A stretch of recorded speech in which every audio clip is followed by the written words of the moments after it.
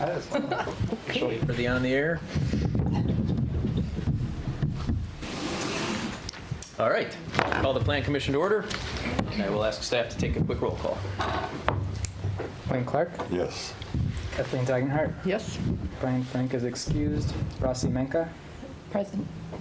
Amanda Nowak is excused, David Rashko is excused, Eric Torkelson, Present. Jessica Katzenmeyer, Here. and Mayor Devine. Here. Okay, we have a quorum. Item C will be approval of the minutes from our meeting on September 22nd.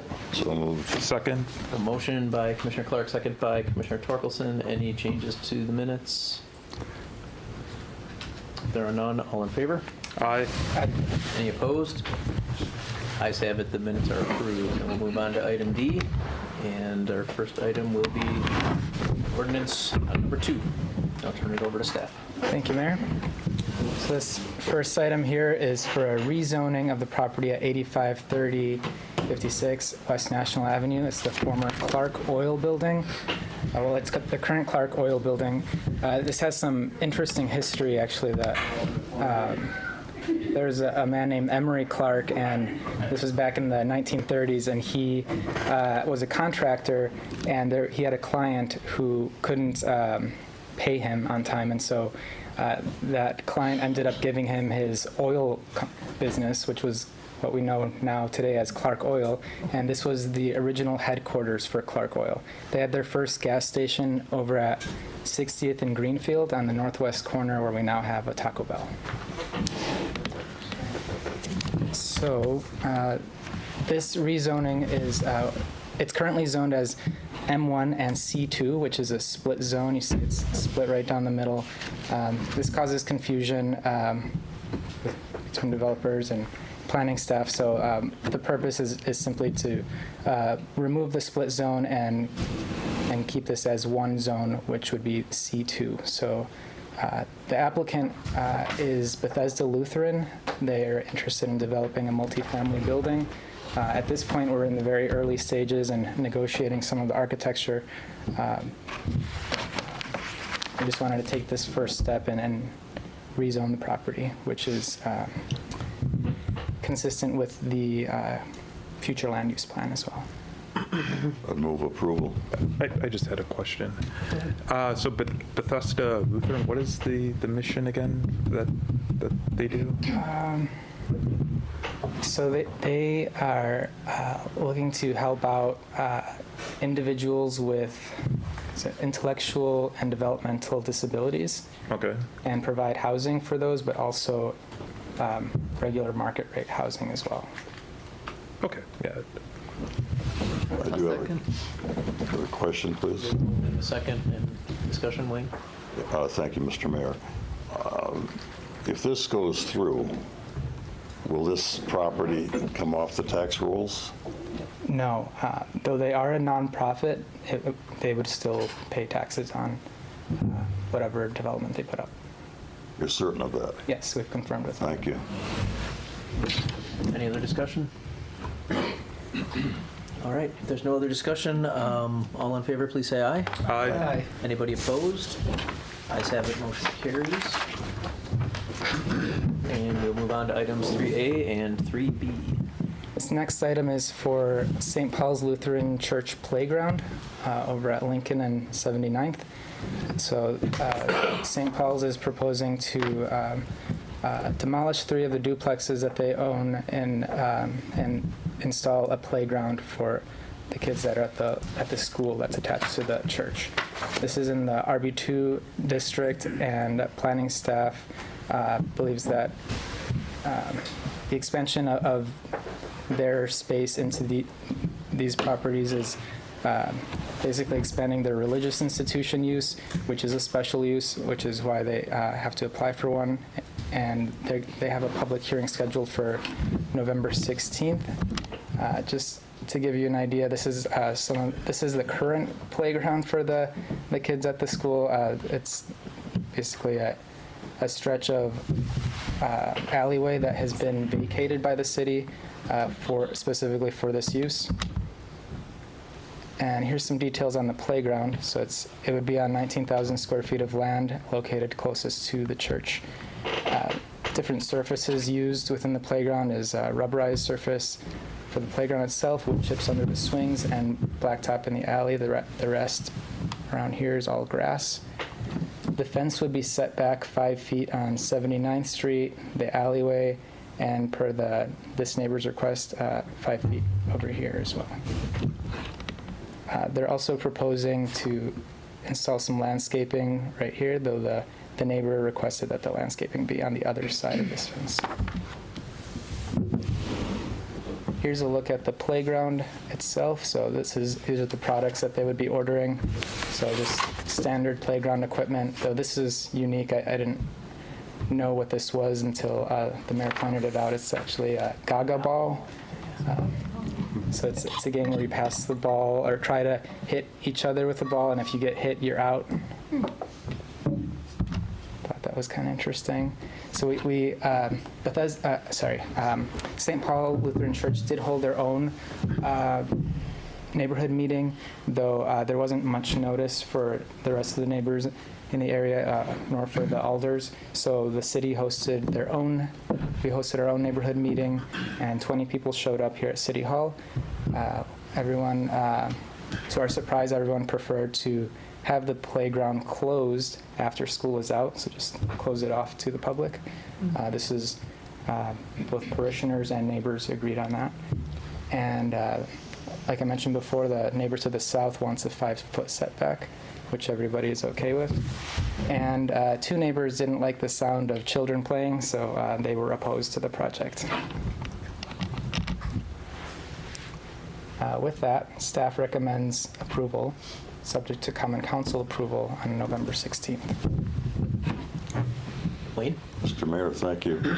This project will take 3 properties off the tax rolls, That's correct. and we'll end up with less revenue for the city. We're a city that's starving. If we tune into any of the meetings that are televised, city meetings, we know we have a difficult budget. I don't understand why we want to continue to support things where we lose tax revenue. And maybe the mayor's in a better position to talk about this. Well, what's before us is the design and not what you're dabbling into is more of a council decision than a plan commission decision. And, as you know, plan commission is dealing with how it looks and the traffic and the lighting and the design of it more than the revenue side of things. So you kind of have to delineate those 2 issues. But that's a legitimate point. But I think that's where those concerns would come out with the Common Council more than the plan commission. Thank you. Yeah. We do have 2 representatives from the project here, at least 2, the president of the church and the principal of the school. And the pastor, the senior pastor. Are those the only 2 objections to the project you've had so far? See, Steve, maybe you can refresh my memory, but there were a handful of neighbors, and they had some comments about the playground itself, but those were the 2 most vocal opponents to it. And the reasoning is just because of the noise of the children? There were a few other reasons, property maintenance issues of the houses that are existing. That was the main issue. Okay, thank you. Eric? Yes. Was there any discussion with the applicant about perhaps like a lighting plan or any like security cameras to kind of deter, destruction of property? We did ask about that, but there is no plan for that. I think the intent is for it to close early, right, Tony? I mean, and maybe people from the school can indicate, but I mean, the idea is where it's going to serve the school kids, and then after the school kids are done for the day, it's closed. It's closed to the public. It's just closed. Yeah. Right, so maybe neighbors were more worried about the evening neighborhood kids coming and making noise. Sure. Yeah, I think the intent is to have it fully fenced off or gated so that the public is not, you'd have to hop a fence, I guess, to come in. Any other questions? Is there a motion from the commission? I'll move to approve. Second. Okay, we have a motion and a second. This was 3A and 3B, correct? Correct, yes. Any other discussion? Aye. Aye. Any opposed? Opposed.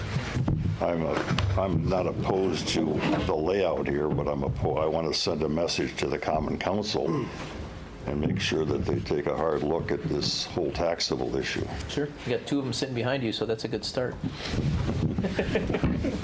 So then, the chair votes aye, so I'm wondering who the other one is. Oh, there he is. so that'll be a 5-1 vote, with the chair voting aye, so the motion carries. Okay, duly noted, Wayne. Thank you. Mr. Roth, thank you. And then we'll move on now to item 4. Item 4. Thank you, Mayor.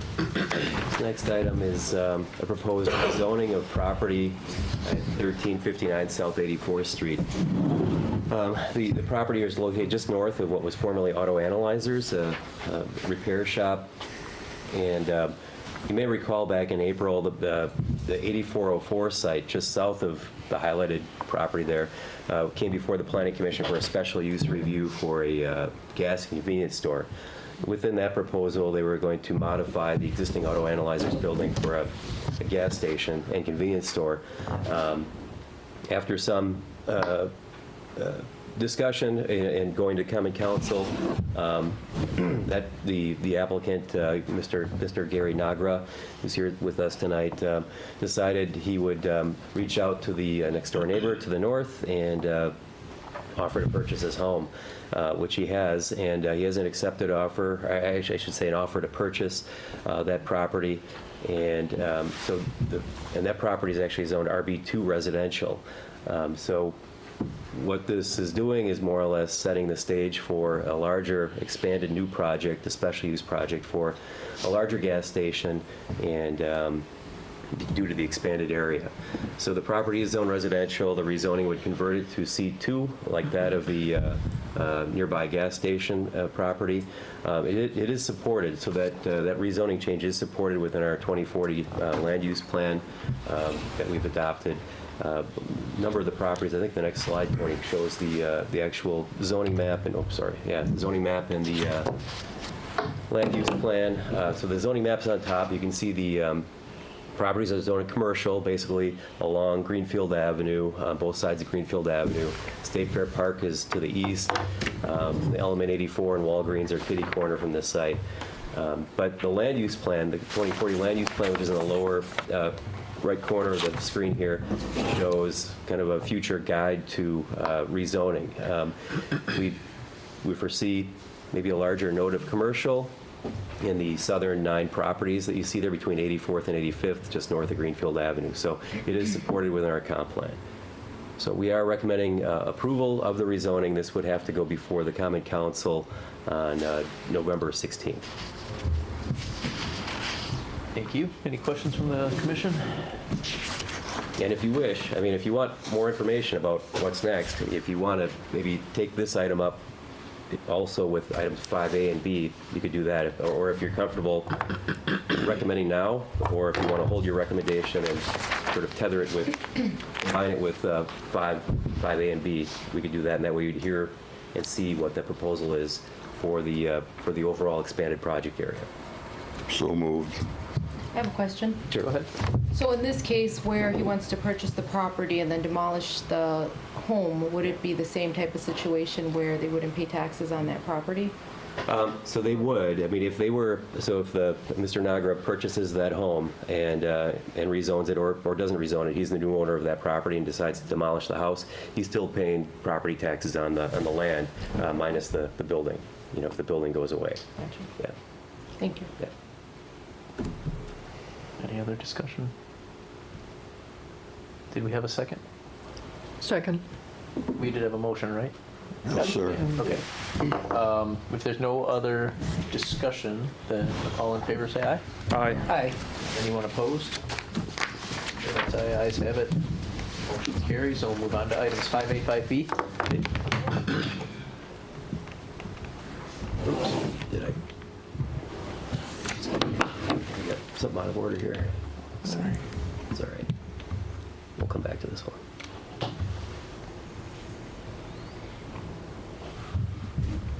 Okay, so 5A and 5B, this is the new, I guess, expanded project area, including the 1359 84th property we talked about with rezoning, and then the 8404 Greenfield Avenue property on the corner of 84th and Greenfield. If combined, I guess if combined, it would be an overall project area about 27,000 square feet, so roughly about a half an acre. The proposal would be to demolish the house, demolish the former auto repair shop and the canopy, and then construct a new gas station. The estimated cost is about $1.65 million. The hours of operation as proposed in the application are 24 hours a day, 7 days a week. Convenience store will sell general grocery items, food, some food products. They will have a kitchen within this building, so it will also function probably much in the way of what you've probably all experienced at a Quick Trip with warm foods, cold foods, coolers for beverages, and so on. No alcohol sales will take place. That was a hot button issue before the council back in May and spring of this year. So no alcohol sales are proposed per the applicant. The property, again, is zoned C2 neighborhood commercial, and gas stations, convenience stores are considered special uses. So the hearing would take place on the 16th. Just some other pictures. A picture taken of looking to the northwest in the lower part there. And then just some other pictures here of the house that would be, is in question here for rezoning, as well as the gas station to the left. And then another shot of the gas station taken from, looking northeast from Greenfield Avenue. A couple other shots here, but this is behind to the west side of the property. There's a multifamily apartment building to the west, on the west side of the 8404 property. And this is the existing layout with the auto analyzers building, the existing canopy. There are currently a number of driveway access points, I think 2 on Greenfield, 1 on 84th. Really not too much landscaping to speak of currently on that site. It's pretty much just a paved lot with a old gas station canopy and the old repair shop building. What we had approved back in April was this layout, just introducing some landscaping to the property along that west edge that buffers the multifamily, and then some corner treatments, edge treatments along Greenfield and 84th Street. And that was renovating the old auto shop. What's proposed now in October before us is a new building, which would be about a little over 6,200 square feet. It would occupy a lot of that lot, that residential lot, if rezoned, if demolished, if combined with the 8404 property. That building would be situated on the north side of the property. There'd be about 16 parking stalls. Well, we'll get to the number of parking stalls in a minute, but a number of 4 pumps with 2 cars per side, or 8 car staging at the pumps. Perimeter landscaping, and there's also some additional landscaping at the entry point off of 84th with a bike rack. There'd be 2 entry points into the building on the south side of the building, and then also another access point on Greenfield Avenue. All of these are going to function in terms of like right turn in, right turn out. The refuse area will also be tucked away on the northwest side of the property. And then there are a number of different landscape species proposed, and these are some of the details of the refuse enclosure on the very bottom right, which shows 4-sided enclosure, gated, brick to match the building. The parking required for this site is really 1 parking stall for every 300 gross square feet of floor area. So on a 6,200 square foot building, you're looking at 20 parking stalls, and the site will provide about 26 total parking spaces, and that's taking into consideration the parking at the pumps. Otherwise, there's the other parking stalls in front of the building and on the west side of the property. There'll also be a metal fence around as a backdrop to a short metal fence as a backdrop to some of the landscaping beds in the site. Looking internally within the building, the new floor plan is going to have your convenience store area. The entry exit is going to be right off the south side of the building, and then you'll have food displays in the upper right, a cashier in the lower right, an office area. But the public side of things is sort of the darker shaded areas. You have restrooms in the northern part. But otherwise, coolers, a freezer, a kitchen area, those are for sort of the back of house operations for staff.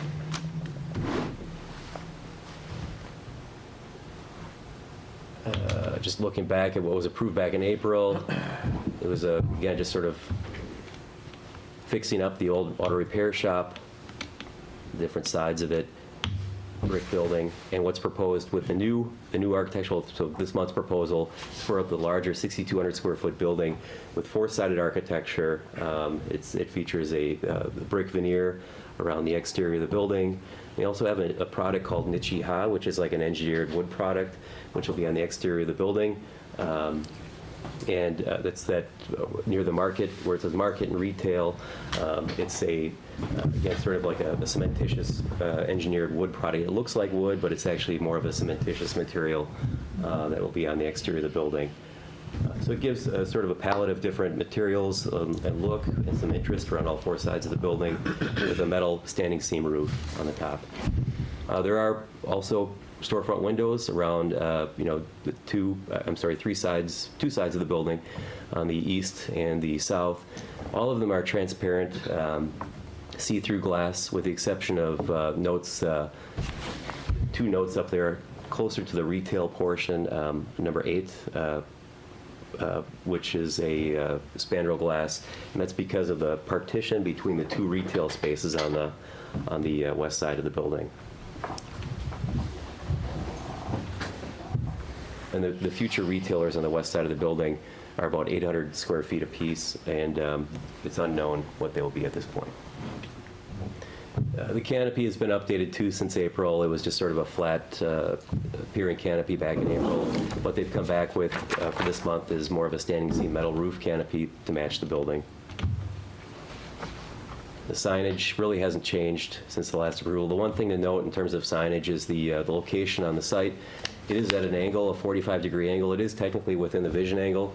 Planning Commission back in April accepted this orientation of sign, and that's fine. And we've done that before with the blessing of the city engineer, and that still stands as being acceptable. So we're recommending approval subject to the conditions in your staff report. Some of the things we're looking for are some landscaping revisions with the city forester per his recommendation on species. A paving and drainage stormwater management plan is going to be important for the site, and then exterior lighting details. There are currently two light poles on the property right now. Those will be, I think, one being removed with the new construction of the building, the other being updated.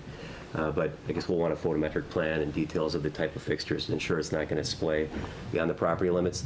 The other things we're asking for here are an estimated cost of landscaping, a surety bond in this case we are recommending, and then council's approval would be, or consideration, I guess, would be on November 16th.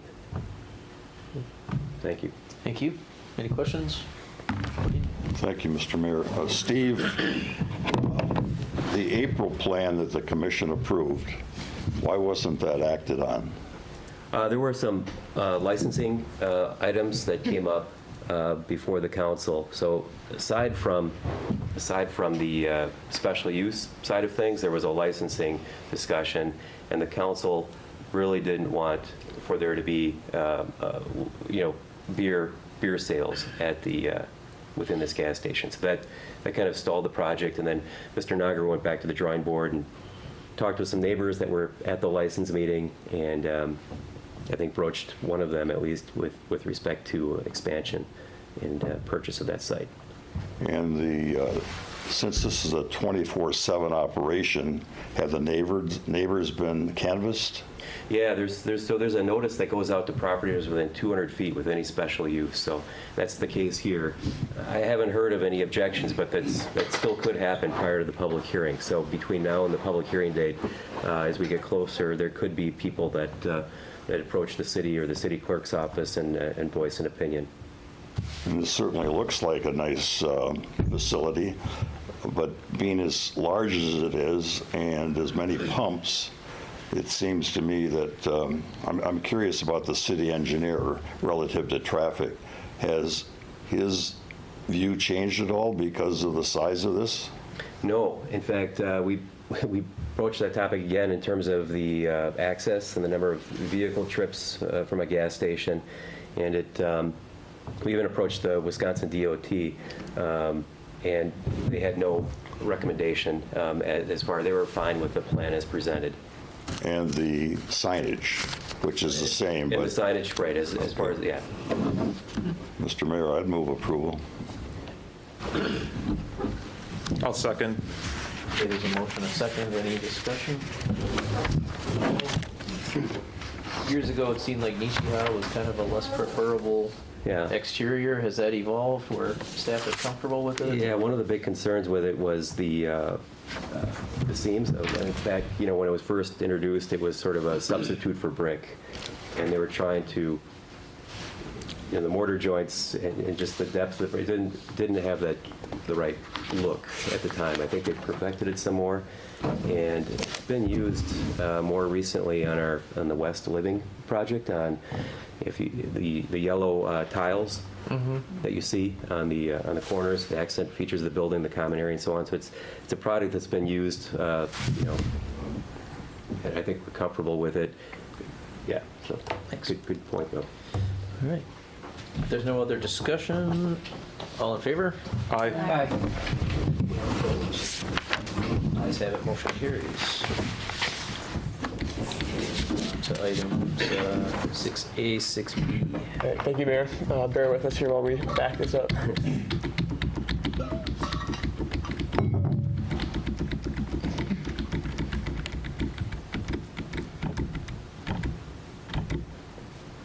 All right, so this is item 6A and B.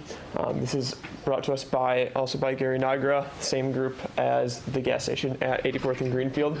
This proposed location is for 2904 South 84th Street, which is at the southeast corner of 84th and Beloit Road. This is a proposed convenience store and gas station on a currently vacant site, Zone C3, our community commercial district. Automobile convenience stores and gas stations are considered a special use in this district, so this will be a special use and site landscaping architectural plan approval. A neighborhood meeting was held last week on October 21st, and a public hearing is going to be scheduled for November 16th. All right, so just a little background about the site. This site has been vacant for the past 27 years. In the past, it was a gas station around the 1960s, and then it was a real estate office for about 20 years. And since the mid-90s, it's been vacant. The plan is to have 4 gas pumps with 8 spots for vehicles and a 3,900 square foot building. Similar to the 84th and Greenfield project, this would include hot food in a deli, and no alcohol would be sold. Proposed hours of operation are Monday through Saturday, 5 a.m. to 11 p.m. We have received word from Dan Rote that this is maybe an issue, and I talked to Gary, and he's all right with changing it to 10 p.m. Sunday will be 6 a.m. to 10 p.m. as well. So just a little about the floor plan, pretty similar in terms of the facilities that were had at the 84th and Greenfield site. There would be a convenience store area right here, open to the public. This includes things like a deli counter, and some hot food, coffee counter, things like that. For people to get food that's actually prepared on the site in this kitchen area here. There's also some space for groceries and drinks. Again, no alcohol will be sold.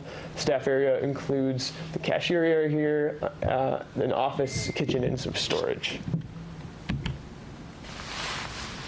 right, looking at broader at the site and landscaping plan, staff has worked pretty closely with Gary and Luis and their team, and they've been very receptive to our recommendations. First, looking at landscaping, a few key elements is that there would be landscaping and fencing, shorter 3-foot metal fencing along this frontage area here on the northwest corner of the site. Along the sites bordering the residential properties, there would be a 6-foot tall kind of composite wood grain fence, and then there would also be arborvitae to provide additional screening. Those would grow to be about 10 to 15 feet tall. So that was a point that came up at our neighborhood meeting, how tall those plants would be. And after further contact with our city forester, we think those plants would grow tall enough to be a good screening between the residential properties and the gas station facility. Let's see, there's some infrastructure changes. Right now, there are multiple driveways accessing this site, which were excessive. The plans include proposals to add some grassing here to match the existing kind of street side landscaping there, and include only one right-in, right-out entrance on each side of the property. This would also include, after some discussion with our engineer, them extending the median here at 84th Street. Currently, as it's constructed, the median doesn't do much to block traffic from turning left here. So our engineer recommended adding this median so that people wouldn't be able to drive out here and go left down 84th Street. And the applicants were receptive to that, and they proposed to extend this median as well. A few other elements include some pedestrian accommodations, adding a little sidewalk here to connect to the 84th Street sidewalk so that people could walk along the street here and then walk through the sidewalk instead of through the parking lot to the convenience store. There'd also be a 4-sided refuse enclosure with brick veneer matching the side of the building and wooden gates, and as well as some bicycle parking. Here's an Excuse me, example. while you're at that Yeah. slide, what's over in the right-hand corner? Right-hand corner right here? Right, yeah. This is the proposed new building, which will be, the existing building is kind of central located in the site. That would be demolished, and then they would be building a new one with the appropriate setbacks on the south east corner of the site. Thank you. Yep. All right, so just to look at the architectural plan, this is going to have pretty similar materials to what we saw at 84th and Greenfield. Oops. Including some brick veneer on the siding and that Nichiha wood grain kind of finish along the entrance area. There'd also be some awnings and a capstone element. There'd be 4-sided architecture here, something we worked on with the applicants, and that would be kind of extending this design across the sides. You'll see that there's windows on the side facing the parking lot as well as the sides facing 84th Street. These would be transparent with the exception of these 2 windows here on the far left of the building entrance, which is because that's the area that the coolers would be right in line with, so to shield that from the public. The gas pump canopy, similar design to the last one as well, with this kind of metal roof and the brick veneer here. So ultimately, our staff is going to recommend approval subject to several conditions. First, some revised site plans. Let's see here. Some of these conditions have already been met, including wrapping the facade elements around the 4 sides, the median extension, pedestrian connection, and then we'll just also recommend approval subject to exterior color samples, taller evergreen plantings, which we have discussed with their team, and then paving and drainage, stormwater management details shown on a civil engineering plan. And we will be recommending a surety bond issued for this project. And then again, this is subject to Common Council approval. Thank you. Yep. Questions? Wayne? Yeah. Thanks, Mr. Mayor. I have a question for Alderman Road. Alderman, are you satisfied with the 10 p.m. closing? Oh, yes, now, yes. Okay. And I think it's great that we have It started out 24 hours when we first got this plan, so. Well, you've done a good job. It seems to me that having something in place of a vacant lot for the past 27 years is a great stride. I'd move approval. I'll second. Alderman Rope? Just for discussion. Yep. Zach, at that neighborhood meeting, excuse me, you guys had talked about flip-flopping, pulling out the bike rack and moving the dumpster I can't tell by that drawing if that was. Oh, yeah, yeah. It was? That was not changed. No, that's consistent with what was there before. We will, we'll talk to Mr. Nagra, but that's our fault. We did not follow up with Gary on that one. But we will. Okay, so you can Okay. shift it over to the right a little bit. Yep. All right, thank you. Okay, thank you. Any other questions, discussion? All in favor? Aye. Aye. Any opposed? Ayes have it, and motion carries. Move on to item 7A, 7B. Oh, thanks, Tony.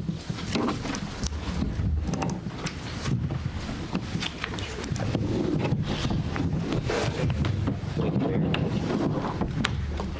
7A and B is for a property at 8410 Cleveland Avenue, a vacant office building. A couple gentlemen here this evening, Mr. Rob Chandler, the owner of the property, Midwest Asset Management, and his designer, Dave Kaz, otherwise known as Kaz. So the property has been located at this for some time, and it was originally started as a one-story building, and then later, as time progressed, it was a doctor's office for the nearby hospital. The doctors added a second floor, and it's somewhat of a patchwork of materials currently. There's one type of brick on the base, and then another when they added the second floor, and yet another something else in the middle. So, but it's vacant.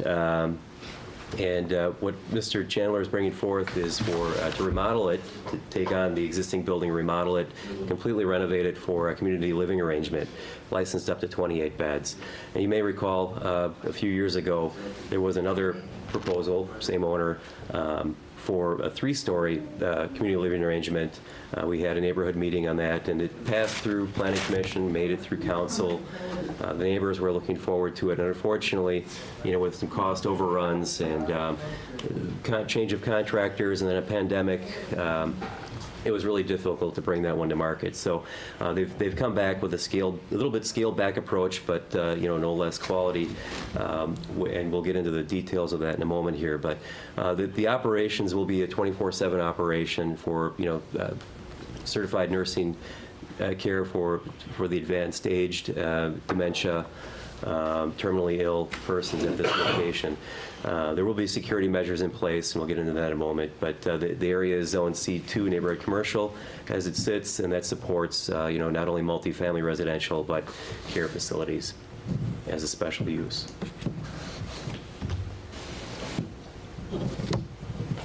So the Midwest Commercial Funding is the existing property owner, and they are contracting with a group called Health Dimensions Group. They're based. They have a location, a managed facility in Mequon with about 100 beds. They do operate other properties throughout the United States, about 35 or so, and manage 1,000 beds or so within their portfolio. And again, some of the existing conditions is a 17,000 square foot vacant office building. There are currently about 45 parking stalls on site. There's like literally no landscaping except for the volunteer growth you see coming up through some of the cracks. And then there is an existing cross access with the property just to the west of the 8410 building, this one right here. Both the auto repair shop at 8440 and this 8410 property do provide access to this middle property from Cleveland Avenue. Otherwise, there is an alleyway that runs between 84th and 85th that provides access to all 3 of these properties along Cleveland. This is the proposed look for the 2-story adaptive reuse for a community living arrangement. There's going to be 22 parking stalls off-site with the new site plan. We'll get into that in a moment. And the cross-access will be maintained. There will be new landscaping areas created and patio areas for the enjoyment of the residents. And then the exterior materials that you're seeing here on the exterior of the building are a stone product at the corner feature facing 84th and Cleveland, and then there will be capping off the very upper course of that Lannon stone would be a precast cut sill material, and that would provide transition into the engineered wood product siding that you see there. That wood product would have it's going to be like again, a cementitious type of material, but look, engineered to look like wood. Probably not unlike some of the flooring products you see in interiors these days, but made for an exterior application. And it'll have a wood grain finish. There'll also be some browse for architectural interest on the second floor as well as on the ground floor. There will be access points from 84th Street as well as from Cleveland Avenue. Just the side profile of the building. Part of the, we'll get into the floor plan in a minute, but there are currently 3 floors within the building which will be reused. The basement area, this is the grade level here, and everything above that is the 2 floors. But that lower level will be used for a kitchen and activity area, and then going up from there, you'll have different floor plans for the resident units and nursing stations. Going the wrong way, sorry.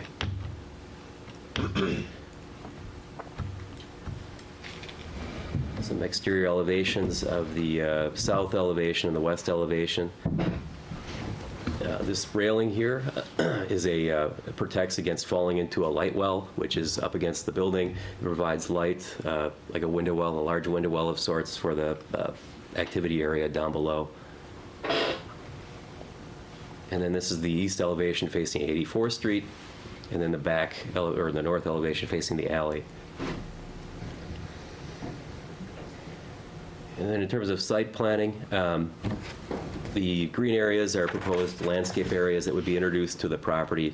There are 22 off-street parking stalls, which would include 2 handicapped or ADA stalls. There's going to be a larger concrete patio area on the south and east sides of the building for residents to get outside, enjoy some fresh air, and there would be a refuse area back here along the alley. One of the recommendations by staff is to actually set the refuse area back so that the door swing doesn't encroach into the alleyway. There are 23 parking stalls required for the property, and 22 will be provided on site. The Common Council can modify the parking requirement as part of the special use. In terms of access to the site, it's really not going to change much. There's currently an access point on Cleveland Avenue, which will remain, and then from the alley off of 84th here. And then that cross access to the property to the west will be maintained. Stormwater management, I don't have a grading plan in the presentation here, but they have submitted one for review. There are stormwater inlets on the site here, here, and I think maybe one more. Well, no, I think a total of 3. And one of the recommendations by staff is to actually utilize the southeast landscape bed as somewhat of a rain garden of sorts. Now, maybe that may not be enough to accommodate the full runoff of the overall site, but it could, maybe on a lighter event, work towards helping offsetting some of it and keeping it on site a little bit longer. And then those 2 inlets that are proposed here could still be used as overflow tubes for heavier rain events. But all of that would need to be evaluated by a civil engineer, which the development team is going to do. The list of different types of landscaping materials. This is a more detailed landscaping plan that's been submitted for the site. The variety of plants range in species, perennials, shrubs, some smaller trees. In the light well, there are actually some plants proposed within that light well area. Again, when you're sitting down in the activity area, the dining area, to look out and actually see something growing is probably therapeutic. So in terms of the overall building area per floor, about 5,740 square feet per floor. And so we'll start in the basement area. You can see, north is to the right here. So this is an alleyway back here, 84th Street's here, and then Cleveland Avenue's out here. So, but down below, subterranean, the kitchen area, an activity area and dining room, and then you have restroom facilities, and then the back of house areas for staff and mechanical. There are 2 stairwells within the building as well, on the northwest corner and the south side, as well as an elevator in the center part of the building.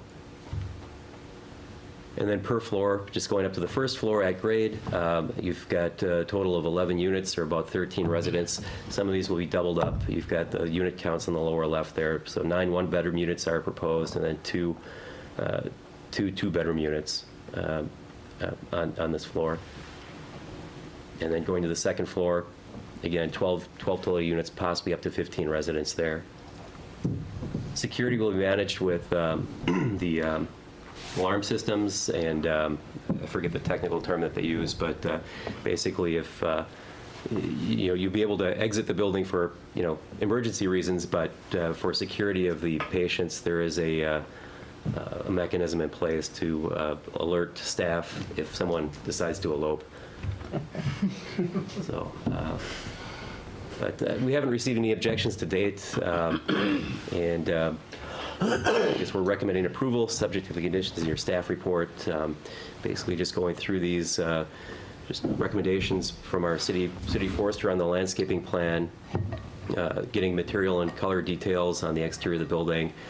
They were shown for reference on those renderings, and then a schedule for construction being provided, and then just updating the stormwater drainage plan to consider those improvements with stormwater runoff, to perhaps have some of the landscaping areas accept some of the runoff before it goes to the stormwater catch basin. And then shifting the refuse area off the alley a bit.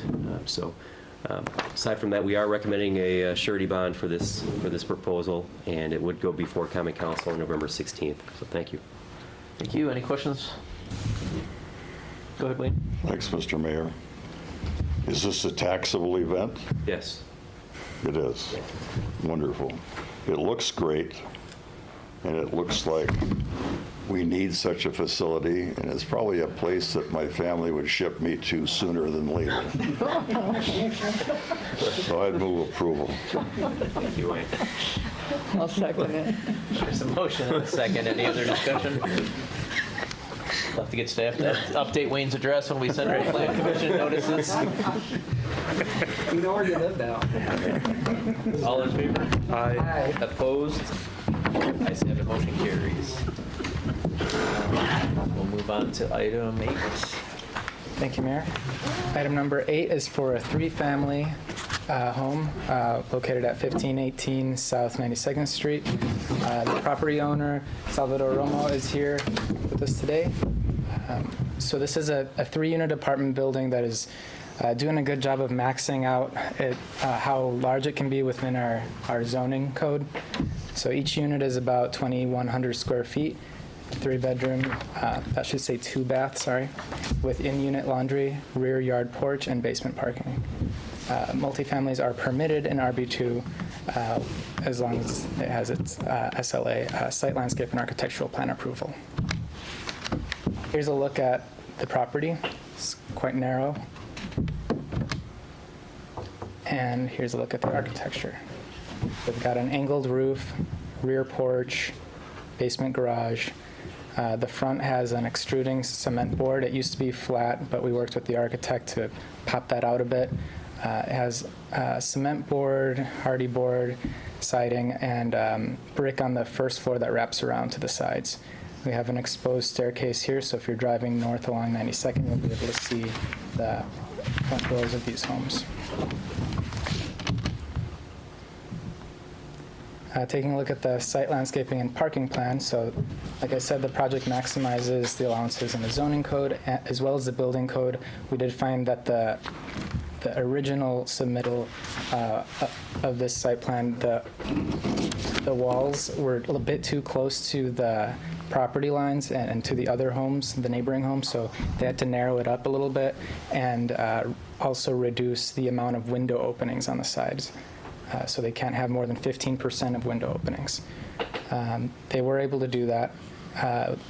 As far as their landscape plan, it's not included in this diagram, but they are including an ornamental tree, some perennials up front, and then just grass in the back. The parking ramp was at 30% grade, but per engineering standards, we were able to get them to reduce that to a 20% slope. And per parking code, each 3-bedroom unit requires 2.5 stalls, so a total of 8 stalls were required, and they have 8 provided.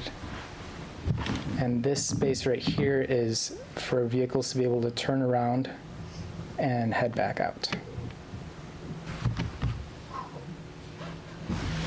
Each of the 3 units has the same floor plan. So as you walk up, we'll start at the front door here. You walk into the living room, which is an open concept, going into the dining room and kitchen space that has a bar right here. If you go down the hallway, you'll get to the 2 equally sized bedrooms with their bathroom over here. And then all the way in the back of each unit is the master bedroom with the master bathroom and walk-in closet.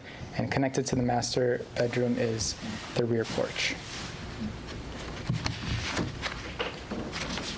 And with that, staff recommends approval. Thank you. Anyone have questions? We'll approve. I just had a question. Was there a neighborhood meeting for this project? No, and since it doesn't require a special use permit, it doesn't require a doesn't. public hearing, and so we didn't send out a public hearing notice.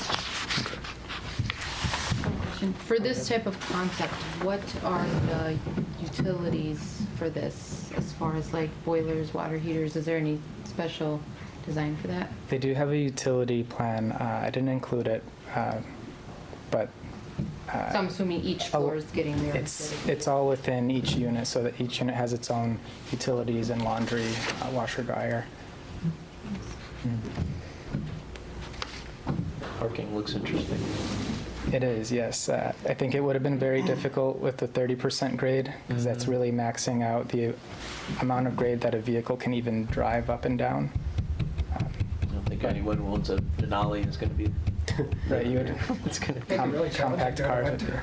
Well, I just wonder, is anybody going to try to back in and parallel park to leave in an easier way, which is, I guess, completely doable, but that turnaround section looks pretty snug, so hope they have good bumpers on the walls. It looks like they do have guardrails surrounding Okay. all the walls, yeah. So I guess it's pretty challenging, say, if a car is pulling out and the car is pulling in at the same time. Right, they would have to take turns. Yeah, but it's only 3 units, so that's probably uncommon, but definitely possible. Hopefully they won't need to park 8 vehicles in there. Sure. Yeah. So we had a motion to approve. Is there a second? Any other discussion? All in favor? Aye. Aye. Any opposed? Motion carries. Thank you. Move on to item 9. All right. So item 9 is a site landscaping and architectural plan review for 4th and Long, an existing restaurant which is located at 8911 West National Avenue. The plan is to renovate an existing building for this existing restaurant. This is located in the C2 neighborhood commercial district, and it is a special use, and it's an existing special use, and has been. Just a little brief history about the site. This location used to be Magoo's until about 2015 when 4th and Long started operating out of the site. They recently added an outdoor dining area, which you can see pictured right here. And the existing hours of operation are displayed here, and they're going to be unchanged. So a bit about the floor plan. So there's going to be some pretty extensive interior renovations happening as part of this project. Mike Lang, who is here, we're going to be spending about $800,000 to $900,000 on this project. They're generally going to be retaining the layout. A few interesting things, though, is that there's going to be some new floor grading on the first floor. This is kind of an interesting building. It's like a bi-level thing, and the floor used to be kind of sloped up in one part, so they're going to be regrading the floor so it's all flat. In the past, you'd have some people standing along the bar here, some people sitting along the bar here because of the slope of the floor, just kind of an interesting design. So they're going to be redoing that floor grading, and most of the renovations will be really happening in the kitchen area, which is located in the building's basement. Of note as well, there's going to be some new venting systems. Right now, the vent for the kitchen kind of pops out kind of by the window here and is exposed. The plans here are to kind of shield this from view with a fence, which you'll get a better view of in our site plans. So a few notes on the site plan. Most of the money is going to be spent on the inside of the building. There's going to be some changes to the outside, though. Per staff recommendations, they will be removing a non-conforming freestanding sign, which Mike Lang had agreed to remove in the past. There's going to be new fencing here along this corner of the building to screen this new venting system from view, so that the vents will be kind of located here and here, and then they'll aim up instead of out into the parking lot. That all also is going to be replacing a former landscaping bed. They're going to slightly extend this outdoor seating area. Before it kind of ended right here by the entrance, and they're just going to kind of extend that a little bit. So a small change there. And then they also plan to remove this small landscaping bed here, retaining the landscaping that's along the street-facing side. Mike wanted to do this to use this as motorcycle parking in the summer, which will free up more spaces for other patrons using the parking lot here, and then use it for additional snow storage in the winter. And the site has some challenges because it's bordered by on three sides by streets, so they get kind of a lot of snow piling up there in the winter. So that's their plan with that little spot there. Some notes on the architectural plan. Their plan is to replace the existing wood shake siding with new 4-inch vinyl siding. And there's going to be this new fencing, which we see right here in this corner of the site here. They're also going to be replacing windows and adding some new double hung windows. And then here's a rendering right down here of one of the possible proposed colors, which has not been decided yet. And so getting into our subject to approvals, that is one of them, color of exterior paint. Also having the landscaping species plan approved by our forestry, and an update to the site plan to reflect the applicant's proposal to remove that freestanding sign, which is non-conforming. And so with that, any questions? Thank you. Any questions? Yes. Thank you. On page 3 of tonight's packet, there's reference, item 1 is required to be satisfied prior to the issuance of building permits associated with the proposed work. What is item 1? On page 3, you said? Let's see. Item 1 is the revised site landscape and architectural plans. So we just want to have those before the building permit is issued, or permits are issued to do the work. And this goes on to say that contractors applying for permits should be advised accordingly. Okay, yeah. I think that's standard language that we have on every. All right, thank you. Any other discussion? Move approval. I'll second. All right. Any other discussion on the motion? Some of the best wings in the city, if you haven't been. All in favor? Aye. Any opposed? Motion carries.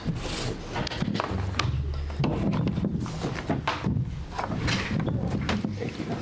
On to item 10. Item 10. Item 10 is a site landscaping review for currently vacant tavern property at 7534 Beloit Road.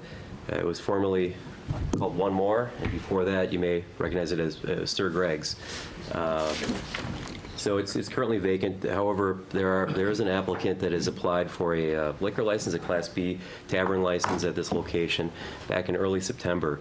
The Common Council didn't act on that license yet, and instead wanted to refer this matter to the Planning Commission for site landscape and architectural review.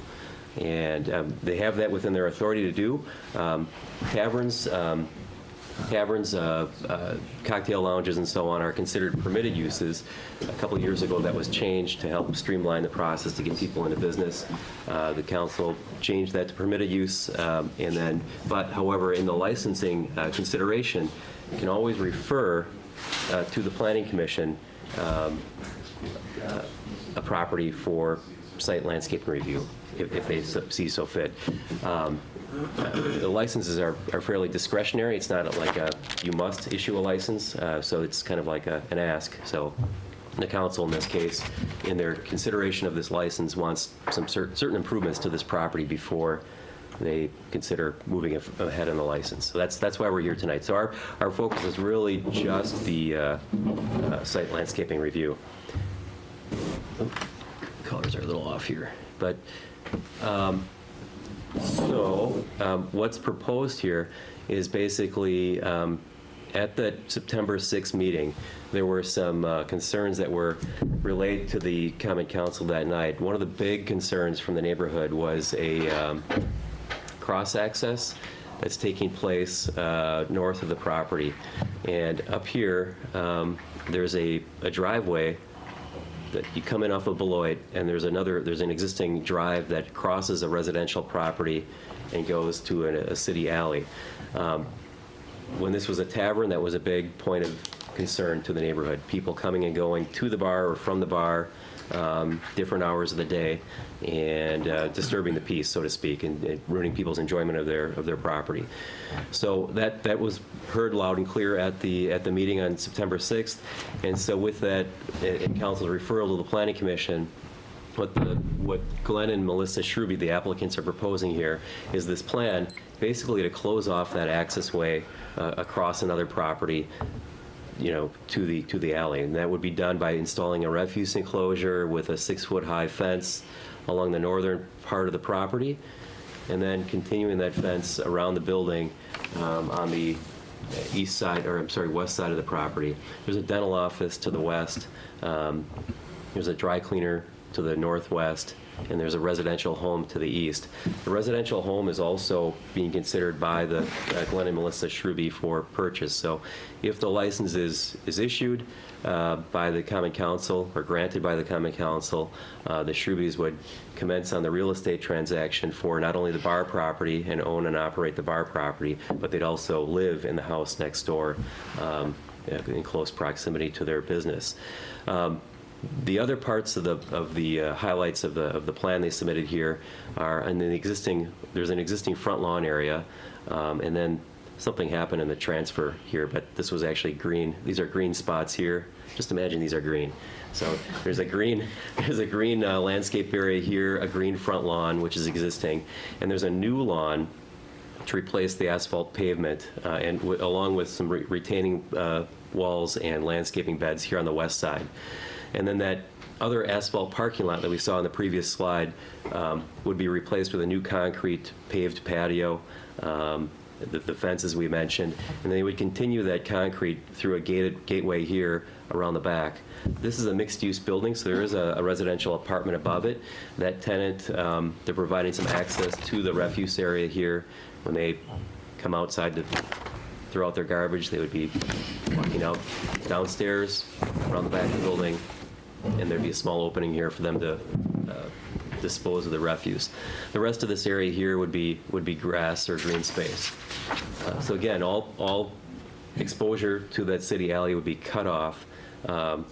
If a patron of the tavern happened to park here and wanted to leave, all in and out would be via this existing curb cut on Beloit Road.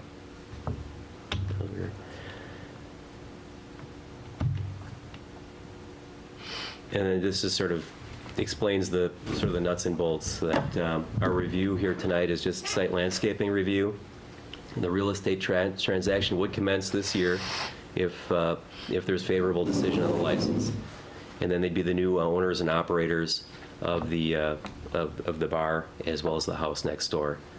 And they've indicated they will block off close access to that alley just to the north of the bar.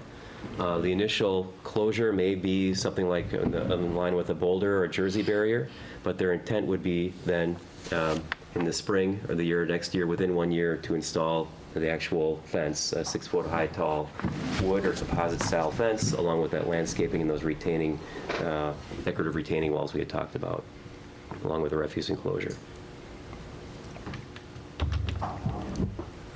Just for context, this is the tavern property. It's 7534 Beloit Road here, 76th Street here. This is that commercial dry cleaner, the dentist office that we had mentioned, those surrounding properties, and the residential home here. And as you can see here, this is the existing situation. There's a city alley, so everybody in the neighborhood comes down this alley to access their detached garage. But what's been happening in the past with the past couple bars is that patrons can exit or enter from this way. So it's kind of like a back door or front door, however you want to look at it, but it's causing problems. It has caused problems in the neighborhood. And so that would be closed off. And then just another strange configuration of the residential property, but you can see the residential property lines in blue there, and how it sort of wraps around this bar property slightly. And there was some confusion about whether this is a city alley or if it's a commercial, but it is privately owned, and it's on the residential property. So our staff recommendation is for approval of the site landscaping architectural plan. Basically asking for the details of the landscaping materials that they propose within those retained areas, the retaining wall areas. They do propose a patio door on the west elevation, so we'd ask for an elevation along with their building permit plans, which is pretty standard, and then a schedule for completion being provided. They've indicated 1 year. Certainly there would be a blockade created immediately upon occupancy, but then they would come in with the finished details, the more decorative fence, and so on within a year. Thank you. Any questions? Mr. Mayor, Steve, is the applicant in agreement with all these changes? Melissa? Yep. Thank you. And do you have any sense on if these changes go forth, will the council approve this? That's up to the council. I know it's Yeah. up to the council, but I would suspect you've had some private conversations. I don't know. I really don't. There's the License and Health Committee did refer the project to us for site review. From a zoning perspective, it's a permitted use. But given the license application that kicked it over to us for review, in review of what the Glenn and Melissa would like to do, I think it's a good plan. It's certainly going to clean up an otherwise somewhat, I don't want to say blighted, but deteriorated property. I guess it's going to be more of a policy decision in terms of license or no license. Do we, the neighborhood has expressed some sentiment about, do we need another bar? Do we need more problems like this? Can it be something else? Can it be another use? There are other uses that could happen within the zoning district, like, retail uses. Being zone C3 commercial, it could be an office, it could be a mixed use. You could have a cafe, deli on the ground floor and the residential apartment above. You could tear it all down and put in a contractor shop or auto repair. I mean, there's different things you could do with it. So, I mean, I guess it just depends on what the market wants there, and does that other use fit the zoning? Are the neighbors, is their message so loud about, do we need another bar? Or is it one or two people? I forget how many people were at the meeting, but yeah. There was a petition Yeah, coming up on our 52 meeting next people. Tuesday, which I think had Yeah. 40-plus signatures on it. Against it? Against it. Again, it's not a use question here. It's No. it's more of a, so there is that neighborhood element. What we're charged with doing tonight is not questioning should we have another bar or not. The question before Plan Commission tonight is, do we like this site landscape and architectural plan? The common council is going to speak, I guess, for, to their end and their policy end of things. No, I appreciate our role, and I think we should move ahead and pass this and let the council grapple with its overall responsibilities. But I'm just trying to get a sense of Sure. whether this has any chance at all. Okay, Jessica and then Alderman Weigel. I was also present at the September 6th meeting back on the county council. Sure. And I want to say that the fact that the owners are willing to make these changes to help better the neighborhood, I think that we should give them a chance with this. And the fact that they're willing to invest in building a home here as well, too, and owning that home, too. And I like the changes, and I would move to approve it. Thank you. Second? Just a second. Alderman Weigel. Question on the parking in Sure. that now disconnected parking lot? Sure. Do you have any stalls laid out? Is there room to make a Y turn or a U-turn in there? What's that going to look like for parking for the patrons? Yeah, we don't have a parking plan. So that would be, There would be no parking for that would patrons. be no parking for There patrons? would be like maybe an employee parking area, and that would be about it, because I don't feel like it's a good idea. What about for the existing tenants? Is there a parking space for them? That actually, we may end up using that extra driveway that's sort of just sitting out in back that now is no longer a drive, and allow one car to park there. So you think the tenant would park in the back? Yes. And then and any cars that might be parked there would be for you living in the house next door, or not? No, they would be like employees of the bar that are parking, like, I'm sorry, which part are you talking about, the back of the house? No, the one off of Beloit. The one off of Beloit would only be an employee. That would be it. There would be no patron parking at all. Okay. And Yeah. you'd enforce that? Absolutely, yeah. Okay. And so all your patrons are parking on Beloit Road? Yeah, there's other options. Options are limited, so yeah. Yeah. I mean, there's not enough area there to turn around. No, that was my question, because normally yeah. if you see a slab of asphalt like that, it's striped for parking. But if it's that narrow, there is a room to park and get in and out. There would only be like probably two or three people that could park And forward, and that would be it. it wouldn't be motorcycle parking? I mean, no, I really don't feel like if I'm gonna have no parking, no patron parking, then I really just should have no patron parking. Okay, It'll just be a private parking area, and it'll be posted. thank you. Okay, we have a motion and a second. Any other questions, discussion? I'm going to withdraw my second. Okay. Let somebody else have the second. I'll second. Okay. We have a motion and a new second. Any other discussion? All in favor? Aye. Any opposed? Ayes have it. Motion carries. All right, move on to item 11. Thank you, Mayor.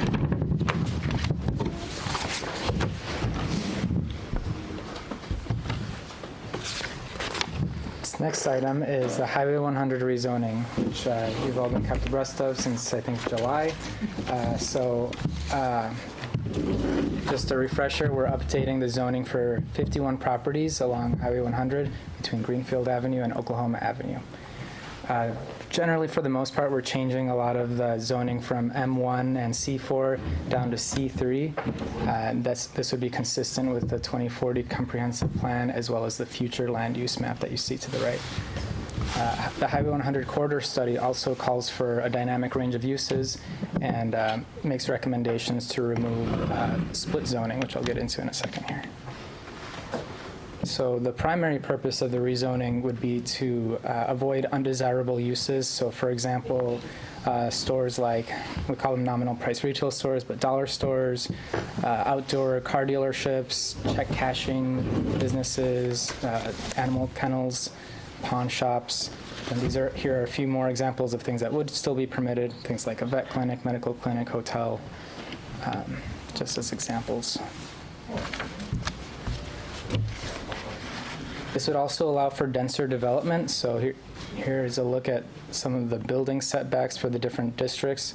So in C3, we actually have a higher floor area ratio than C4. So that would allow for 1.5 times the building to maximize one lot.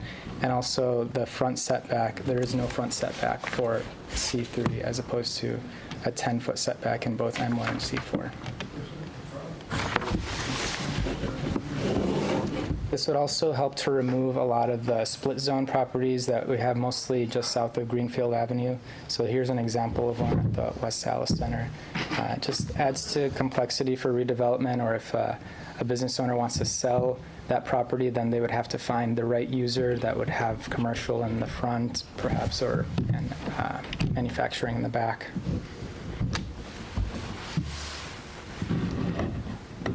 So very important to note is that this would create some non-conforming uses with a few properties. So any use that's consistent with M1 and C4, let's use check cashing, for example. Now, and then it becomes a C3 district, that would become a legal non-conforming business.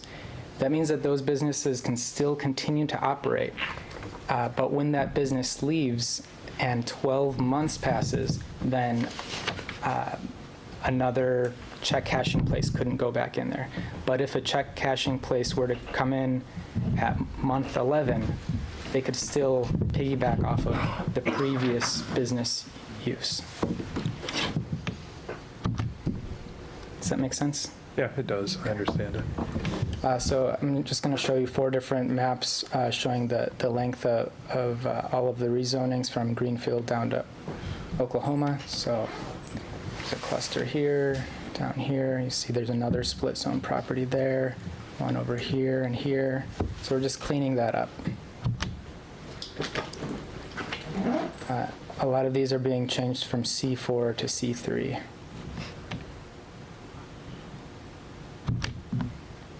And here's just a long list of all of the properties, but I'm just going to highlight a few of them. So self-storage would also become non-conforming. So we have self-storage. Looking through here, another self-storage down here. We have a check cashing business here. The car wash would become non-conforming. Another one here. And I think there's a check cashing somewhere in one of these two. There it is. So those are just some examples of the businesses that would become non-conforming. Otherwise, all the other businesses would still be conforming under the C3 zoning. And down at the bottom of the list here, I should point out that there are a few residential properties that are split zoned for whatever reason. They have a small sliver of commercial zoning on the residential property. So again, we're just cleaning that up. So with that, staff recommends approval subject to common council approval on November 16th. Before anyone makes a recommendation, I just want to call out that Attorney Brad Dagan is here this evening, and on that list of properties, Tony, he represents the owners of row 11 on the left side, so 1650 South 108th, Able Distributing. It's currently zoned, it's a mix, it's a split zone, C3 and light industrial M1. We are proposing to rezone that to C3, so there's some history with that property. And we can get into that in a second. But also on row 17, the 2535 108th, Menards has also submitted a letter to us indicating that they're concerned about removing the split zoning. Their property is actually three zones, a residential zone, a light industrial zone, and a commercial zone. We're recommending to consolidate that to a C4, as Tony indicated. So of all these properties, we have had some contact with property owners. There's been a couple notices that have gone out, and we have 2 that we know of right now that are opposed to the split zoning of their properties. So from Menard's case, they're concerned, and maybe, Tony, why don't we go back to maybe the map that shows the list of properties. So number 17 and 11, we can take a look at each of those.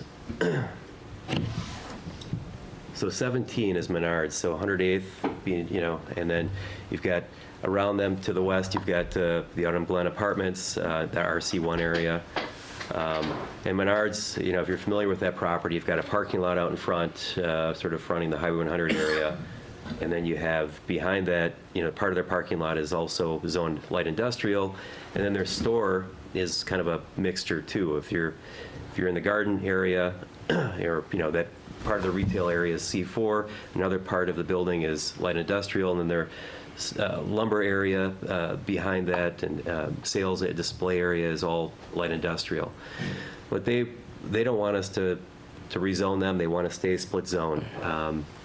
Their concern is if they ever want to sell the property or do something different with the property, that it limits their opportunity to do so. They feel that they have better options with the split zoning than they do if it's zoned one way as C4. They're looking to, they've always wanted to expand that building, and make it something like what we've seen in other cities.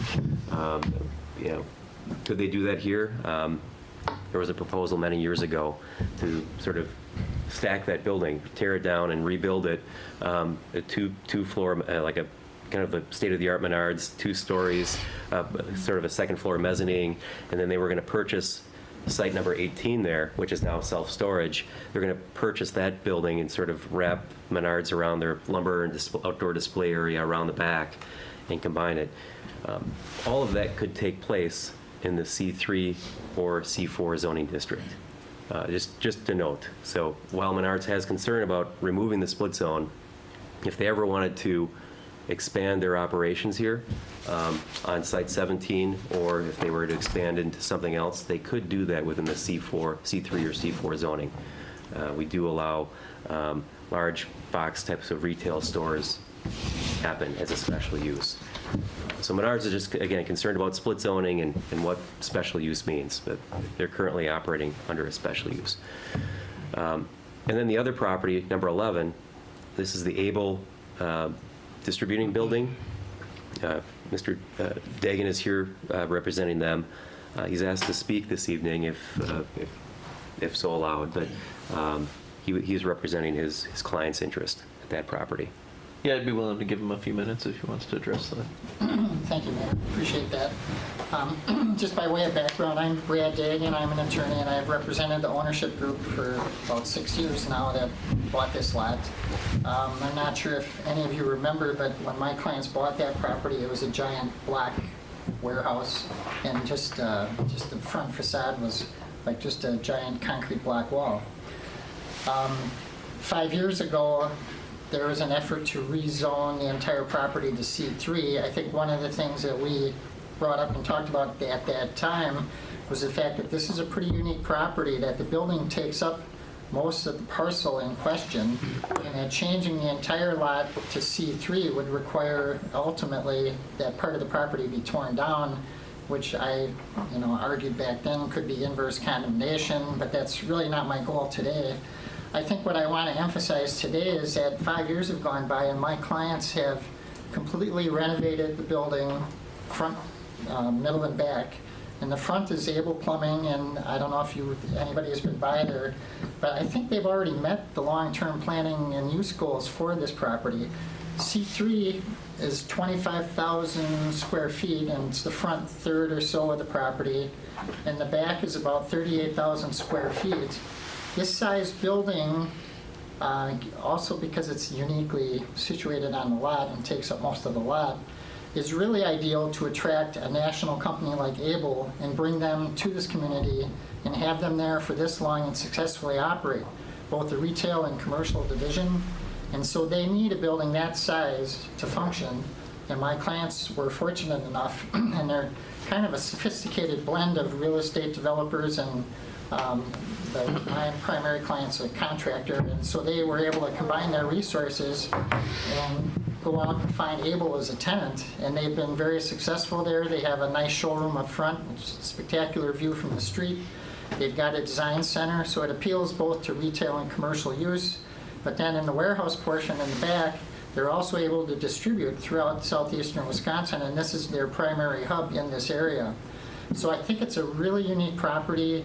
I think they've also matched the goals of the long-term plan by the way they've remodeled it and the front facade of the building.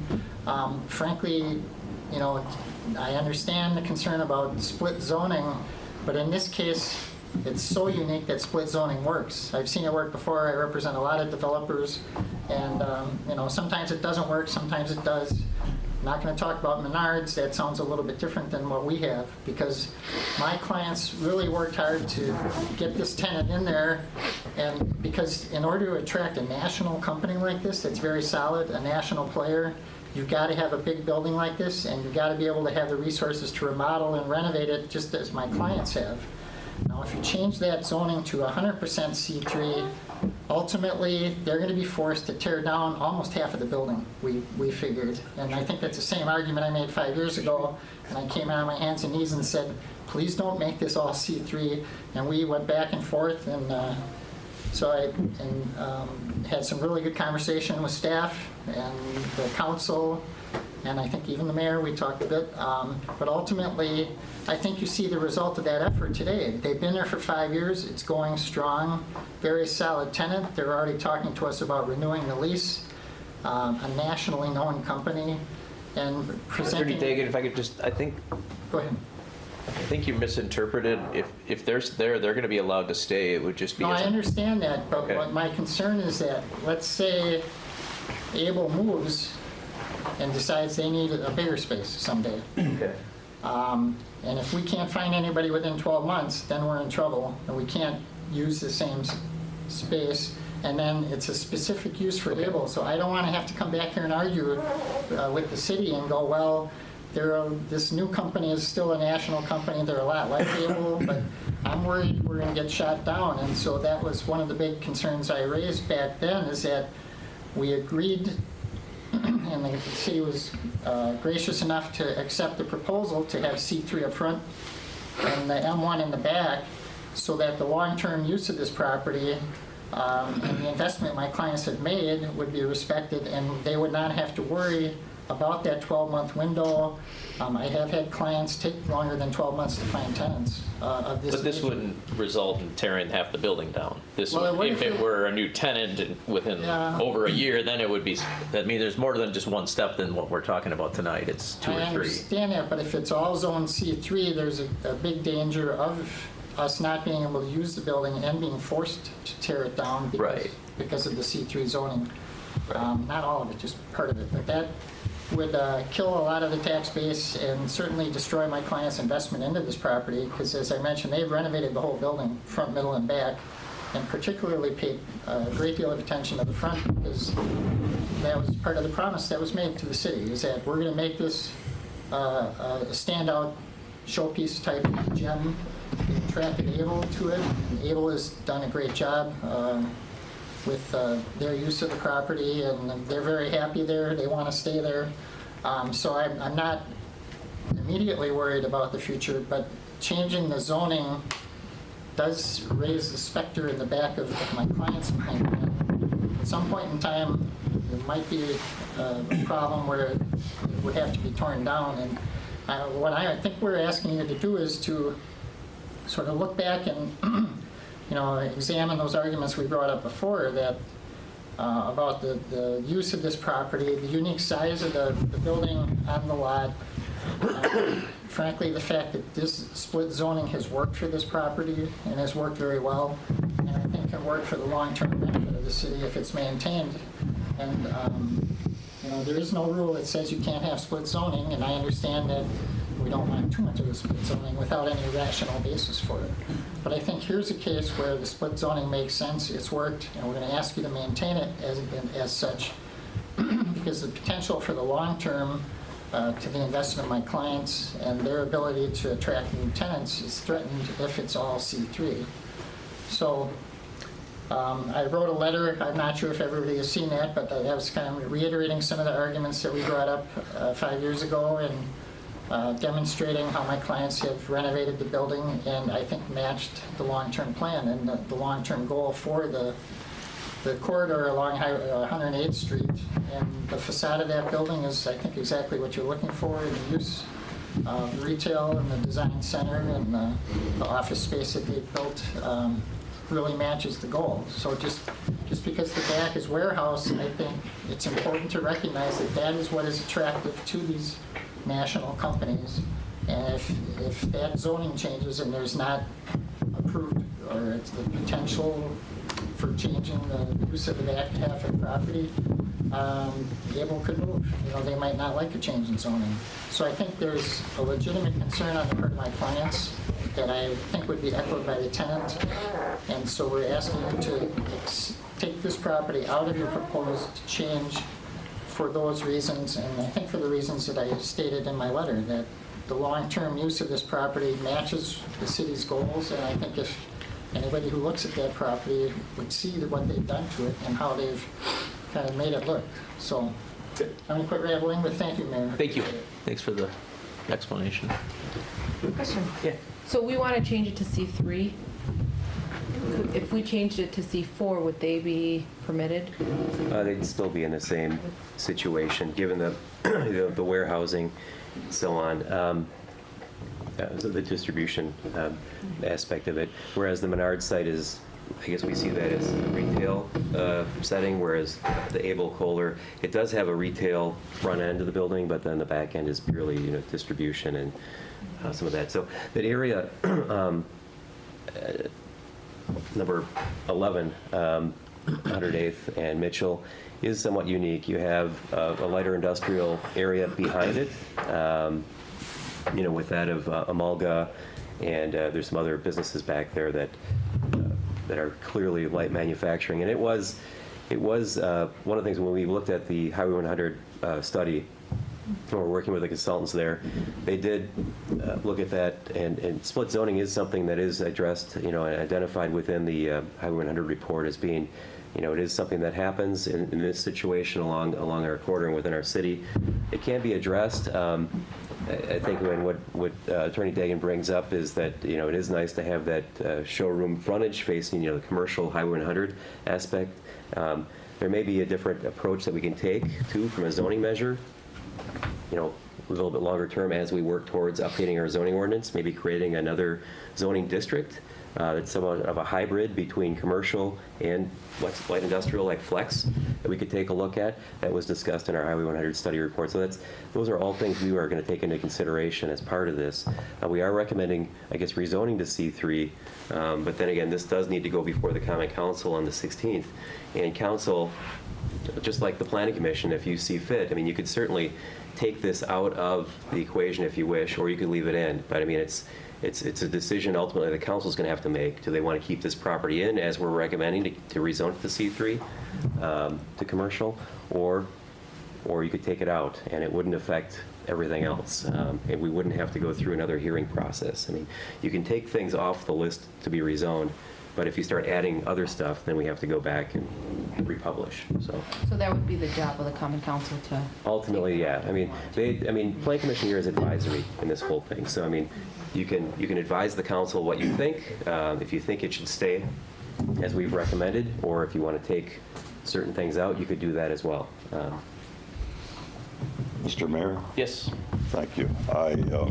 In spite of the passionate case made by council, and I respect his comments, I would move approval of the Planning Department's recommendation on rezoning. Okay. Is there a second? I'll second. Okay. Any other discussion on the motion? Okay, all in favor, please say aye. Aye. Anybody opposed? Bless you. Ayes have it, motion carries. All right. And next up, Les, we'll have item 12. Thank you, Mayor. That's here, right? This next item is for Reunion Restaurant. They are, Chris Paul is here representing Reunion. They're proposing, they would like a sign plan appeal for a rooftop sign that they have. They did receive their special use permit for their restaurant, which I believe is not quite open yet, but they received their special use in October of 2019. They did install their roof sign, and it requires a sign appeal. Here's a look at their sign. Similar to the Allstate sign that you might recall from last month. So it doesn't quite meet the code. So sign code says a wall sign may be allowed on a roof surface only if the roof surface is within 25 degrees of vertical, such as a mansard roof. So the proposed sign does meet our square footage requirement, but since it's and it's within the roof line, but since it's on a roof, that's why we require the sign appeal. So precedent has been set with a few properties. Waterstone Bank is one of those, and as you all know, Allstate, as of last month, is another one of those precedents. Staff again believes that this wall sign is not objectionable, so we recommend approval. I'd move approval. I think the rationale put forth by staff is logical and clear, and I'd move approval. Second. Discussion? All in favor? Aye. Opposed? I'd approve the next one as well. Ayes Looks have like a it. really neat Carries. sign. Yes, and this one I don't think I'll take out too long either, but Approval. yeah, we'll go through this briefly, I guess. I'll keep it I want to short. see the sign. The sign is pretty cool, yeah. So this is for Perspective Brewing, which is right across the street from City Hall. This is going to be a restaurant and brewery where they're going to brew their own craft drinks there. Seems like a cool idea. Their idea with the sign is to pay homage to some of these ghost signs that you see throughout Milwaukee. This one right here is in West Dallas. This is on, I think it's 68th and Lincoln, yeah. It's a cool seal test ice cream sign that's kind of from the past and is still sticking around. So here's their proposed sign. This does not meet our sign code because it's larger than the proposed area and it's painted directly onto the wall. But staff's going to recommend approval. We think this is sized well. There's this kind of, you can see this kind of cut out in the brick that's designed into the facade. This is designed to fit right into that. And it's kind of this tasteful design. It fits the context of the building and the neighborhood. And so we recommend approval. Don't oversell it. You've already sold. I know, it's pretty nice now. Pretty nice sign. Yeah, save your chips. Any other discussion? All in favor? Aye. Any opposed? Ayes have it. Motion carries. Item 14. Sorry, who seconded that one? I don't know. Who seconded it? Who wants- Somebody should. Who wants to second? Okay. Everybody did. I did. And we're adjourned, right, Mr. Mayor? Not quite. We have item 14. All right, so if you recall, last month you all asked for a schedule from the Lifeway Church for their extension of time. So Andrew McLean, the head pastor there, he did provide that in this screenshot I took of his email. So they'll be installing everything that they promised us throughout the span of next year, starting in June and finishing with the plantings in October of next year. Does this meet your requirements? Yes, it meets our requirements for the extension of time that we granted them. And what should we be doing? You don't have to vote on it. I'm Just just showing acknowledge you. it. Acknowledge it. Yes. Nod and smile. We'll do both. So do you move to acknowledge it then? And then one more. No, it can't be anymore. So December 8th, that's your preference. yes. Yeah, I can't meet December 1st or December 8th. I'm out of town December 1st. We also prefer December 8th. Yeah, December 8th would be fine. Thank you. And I got to give my dog her heart medicine that night. I'm sorry. All right, now we need a motion to adjourn. I'll move. Right? Does anybody want to second the motion to adjourn? I just spoke.